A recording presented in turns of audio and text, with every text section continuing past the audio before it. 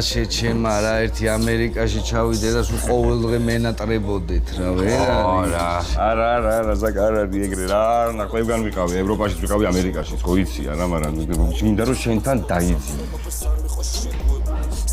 მინდა რომ შენებს ხედავდე რა ვიცი რა ელენეზე ზრუნავდე ნუცაზე ზრუნავდე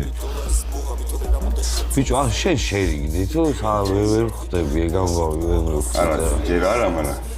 აბა სალოდები არა ჯერ არა მაგრამ ნუ ბოლო 2 წელია კონტაქტობთ მოკლედ რა